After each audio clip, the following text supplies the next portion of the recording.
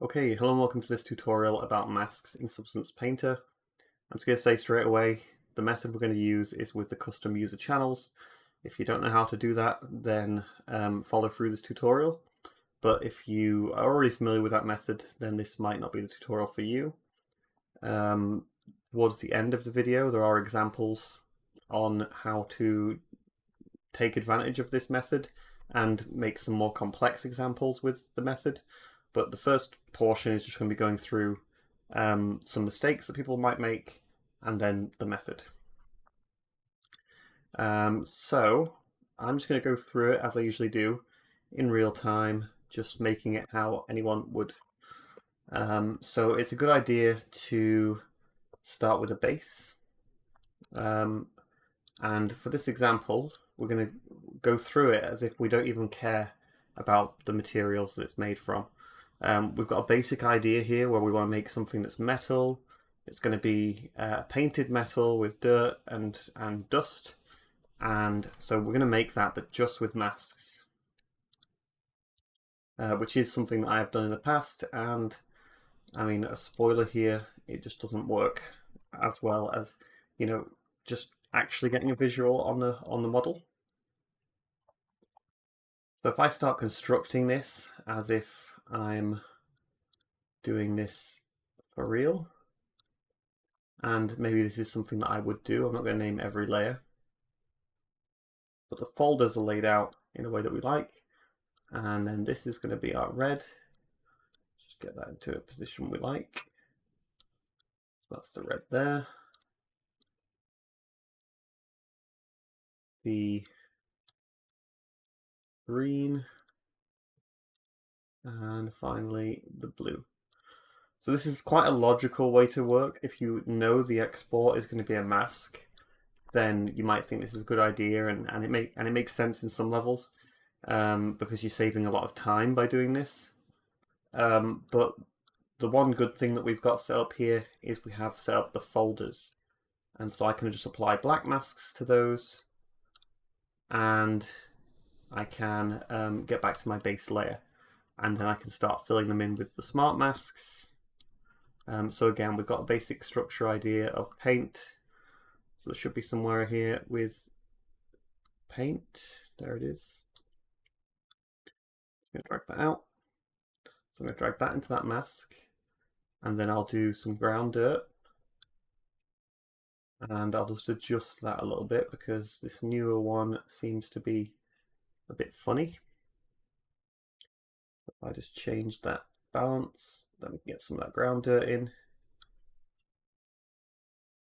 And now this final one, we'll just do some dust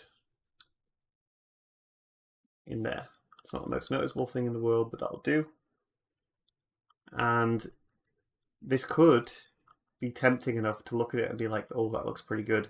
I'll just export it as is. Maybe I've adjusted the values a little bit more than I have, but just saying that looks good and taking it out. But this is a bad way to work because we don't actually know what it's going to look like in the final model. And when we combine all these layers in the tiling textures, sure, they might be different in the end if you don't want to import your own textures from the engine to Substance Painter, because that's also a lot of work. But just getting a baseline by applying the basic materials is the first thing I'm going to say.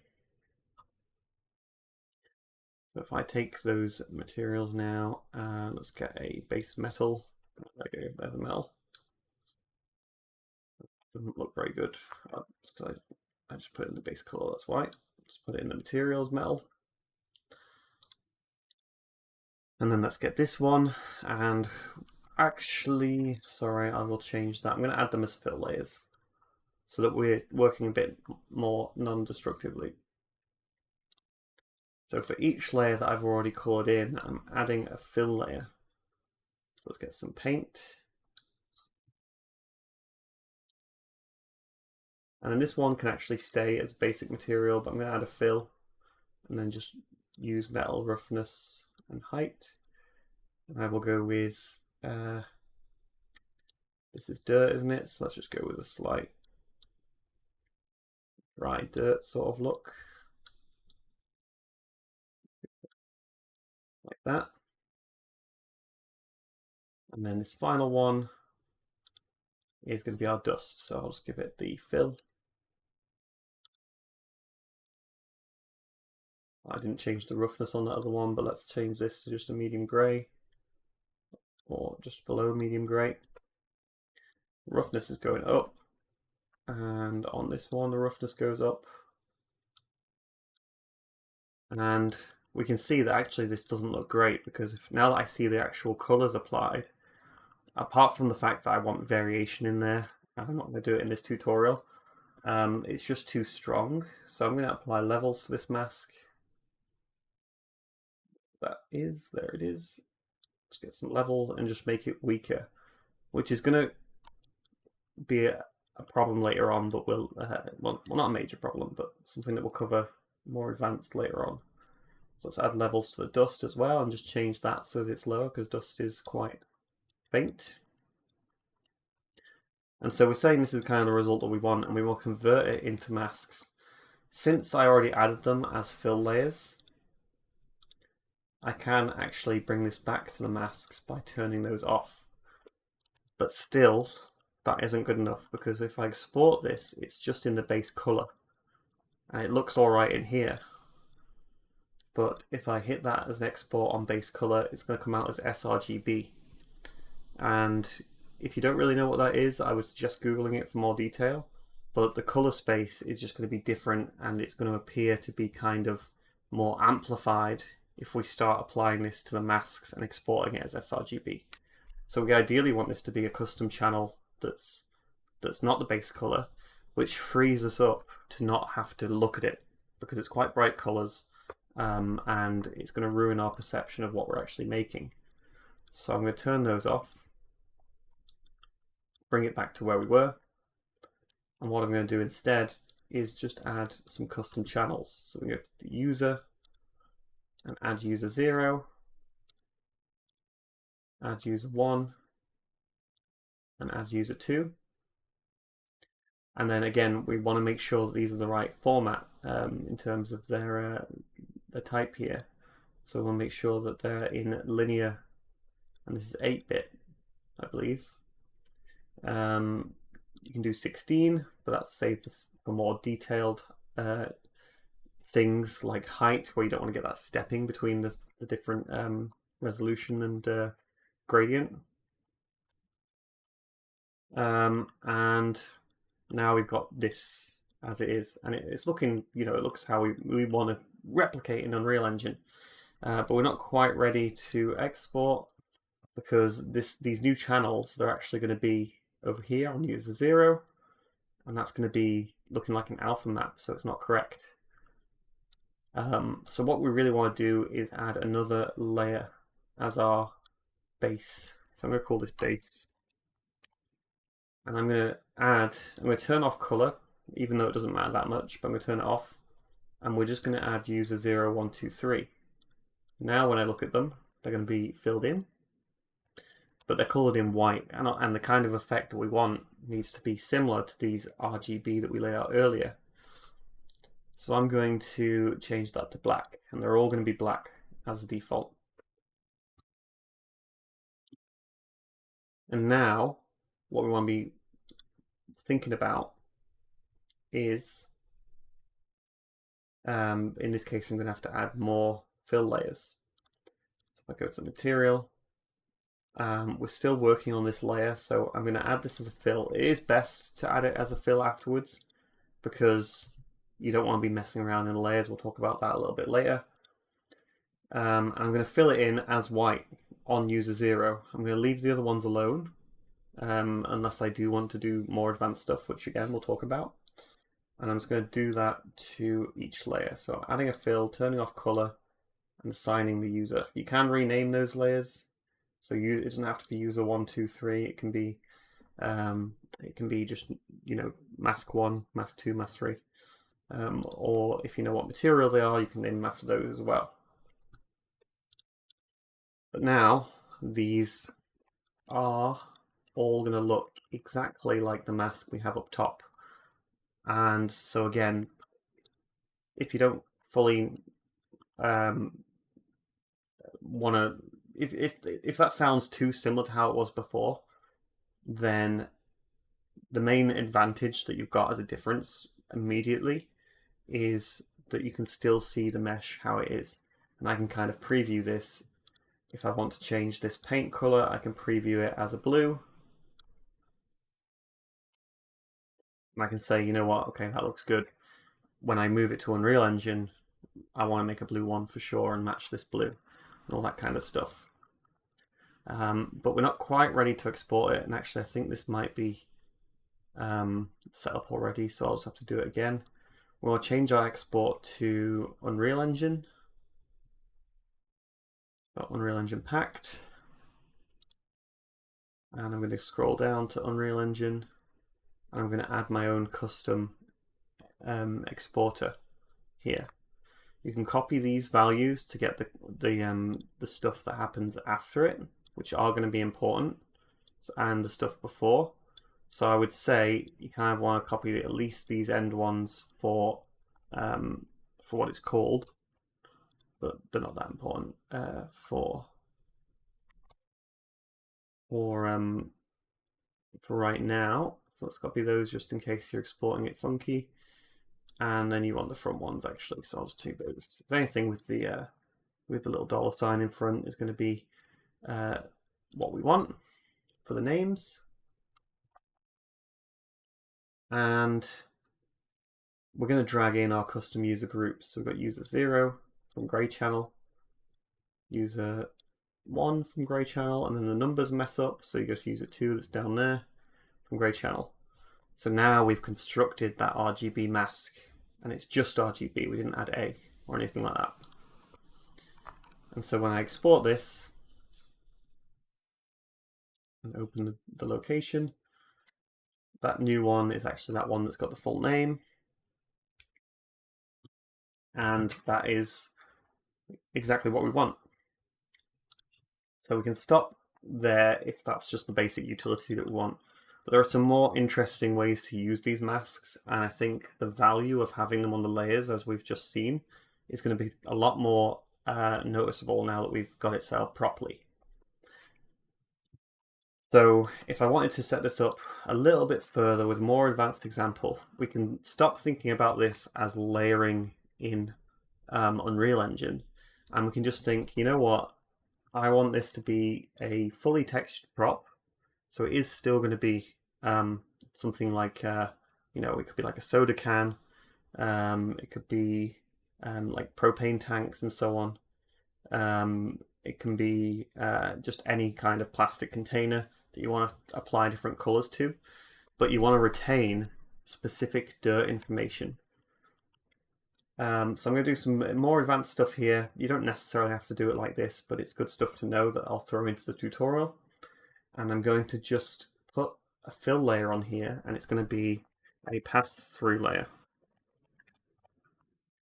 Pass-through layer, if I just put it on the base color and turn that off, is going to be something that we can add a filter to, and this is just to show you what it does. I'm going to add a filter, and it's going to be is this anything good? Let's just add a blur. So you can see that I can blur that because this pass-through layer is acting as a pass-through, but as a layer that kind of compiles everything beneath it.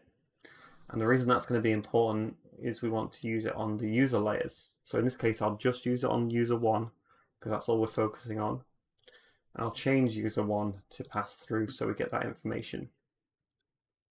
I really just want that so that I can apply it as a mask afterwards, because the example that we're imagining here, if I add a mask to that now, sorry, not a mask, let's remove that mask.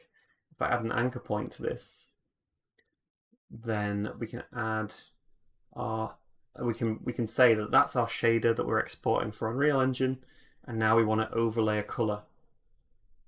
So if I add a black mask to this and add the anchor point as a fill layer, so that's in our anchor points, then I can get access to user 0, And now we've got an overlay that is pretty good, but it's only using that red channel layer. So use a 0 right now. It completely ignores all that dirt and dust that we added. And I don't want to have to add more layers to that, because if I add more layers to that, then it's going to be a problem, because we're not building a constructed layer asset, right? We're building something that only wants color changing, but we don't want to be limited to a solid color. So if I want to add the color changing, we can see, and we want to get that dirt back in, which this is working really well, by the way, because it's just an exact mask of, obviously, of where the red channel went. So so you're not really sorry, yeah, the red channel, the blue paint. You might, if you zoom all the way in, or especially in Unreal Engine, you might see some of that blue come through, but I don't think it's that bad. So this could just work as a straight blend, but we still need to subtract that other mask. So I'm going to go into my dirt, and this fill layer now that we only applied the user 1 to, we can actually apply it to user 0. But because we don't want it to be user 0 as white, we want to add it as, well, we don't necessarily have to go all the way back to black. But if we add it as black, then it's just going to be as strong. You know, so now the mask still works in the same way. If I change this mask to be lighter, then we're going to lighten that mask effect. But another way you can think about doing that is in the actual fill, and you can start bringing that up. But that's going to start overwriting things, which is what you don't want. So we'll keep it as black, and that'll work the best. So it's subtracting in that sense. This is working, by the way, because the layers are laid out that way. I mean, they have to be for you to visualize it as dirt, like we did before. But it is going to matter if that was underneath. You can't just apply it from underneath. And what you'll also notice, again, is we're not actually seeing that blue come through very much. I think we probably are seeing it. So if I change the paint texture to color to something that we might see, then we're definitely seeing it on the we're seeing it on the bits that are grey, and we are definitely seeing it around the edges. So for that reason, when you're using this method and you're exporting, you don't want to be exporting the final product sort of like this. You're going to want to bring this to a medium grey, like not full white, but that is still, if you don't bring it to full white, then all your colours are going to be darker. But bringing it to full white can cause more feathering and stuff around the edges, which you don't want. So you want it kind of be some kind of, you want it to just be something that's just a bit more neutral. Obviously it's got to be grey because we're going to colour it afterwards. And now, because my overlay paint right now is also white, we can change that to red. And we're definitely, again, getting some lighter paint where it's where the colour's getting overlaid. But because we're just doing a straight overlay, we're not doing like a multiply, which multiply might hide some of that white, but we're just doing a straight color blend, sorry, just normal blend, and it's working pretty well. We can just adjust that paint layer even more, because like I say, if you really don't like that, if you don't like that white value coming through, you're going to want to bring it back to some kind of medium grey, because at least a lot of the materials that you're going to be overlaying after the fact are going to be sort of like this dirt, you know. I'll show another example here. If I add another layer, and it's, again, specifically in this case, under the pass-through, I'm going to want a mask on that, and this layer is going to want to be color, and I'm going to want it to be user 0 on there as well, which will color it. We'll keep it as black. I'm actually going to have to put this into the fill layer, so I'm going to into the red channel. So I'm putting it into the red channel folder to make sure that we are masking around those metal areas. And let's say that what we're doing here is going to be with the mask. We want to add some kind of, as you can see, some kind of light, what do you call it, bleaching from the light, or some color variation, or any of that sort of stuff. Well, we know that again our base layer here is white. So if I start painting on this with something like a bit of yellow, I'll just change this to a slight yellow, because it's kind of how the light affects some pigments, not necessarily all of them, but they go kind of white. And then we go back to that layer and we just make sure that our values here on the actual paintbrush are low on the opacity, because I haven't got a pen plugged in. Go up a little bit more. Then I can start adding actually just some variation like that. Again, maybe that yellow is just not strong enough, so if I bring it up to yellow, this is all information that will come through on your actual final model when you want to do the color change. It's not necessarily going to react the same way to every color, but this stuff, it's just being blended over the top, so you can get that sort of more detail in there. And essentially your export is going to be like that, so it's going to look a little bit weird, but the end result, not a problem. So if it was a little bit more stylized, or you've got more layers, like maybe there's some things get painted multiple times, or have weird base coat layers that are normal colors. So let's just duplicate this. And I will just clear the mask.